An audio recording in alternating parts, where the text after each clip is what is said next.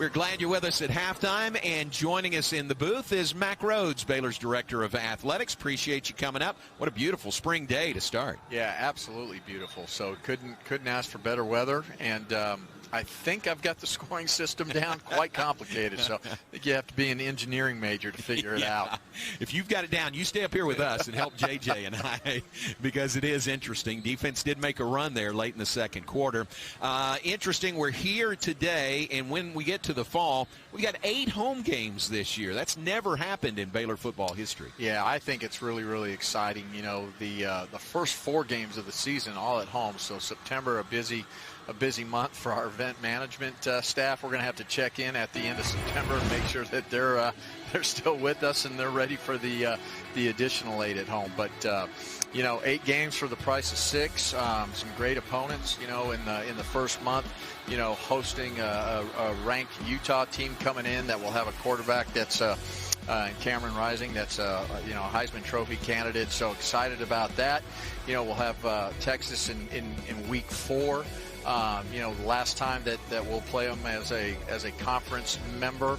Always great to play Texas State, and you know, we'll bring in a team from a long way away in terms of Long Island, but exciting schedule, and we'll get to host, you know, one of the 4 new members, Houston, as part of that 8 as well.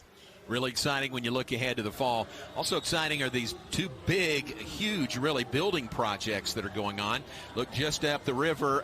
Tell us how things are going with the Fudge Football Development Center. Yeah, so we're really, really blessed to have 2. You know, we'd be blessed if we just had 1, you know, being constructed. But to have 2, to have the Paul and Alejandra Foster Pavilion in progress, you know, to open up, host our first basketball game there in January of 2024, and excited about that. And you know, you walk in there, we provided tours for our donors today, and you know, I think a lot of excitement and just a really intimate setting, and I think it's going to do what we wanted to do and provide our basketball programs a great home court advantage. And then Jeremy and Christy Fudge in the Fudge Football Development Center in progress again, looking to open that up in spring, summer of 24. So a year from now, 15 months from now, and that will be really a huge lift for our football program, and it'll be a huge lift for our 525 plus student athletes, because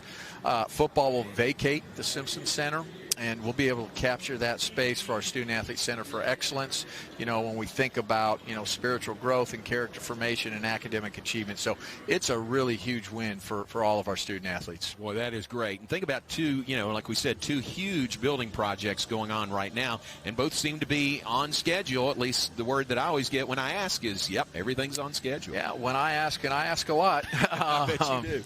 That they're both on schedule and on budget. So both two really, really important items. So again, excited about that. You know, the pavilion has a development center portion to it as well, and that will open up after the arena. That will open up spring, summer of 24, along with the Fudge Development Center. Very good.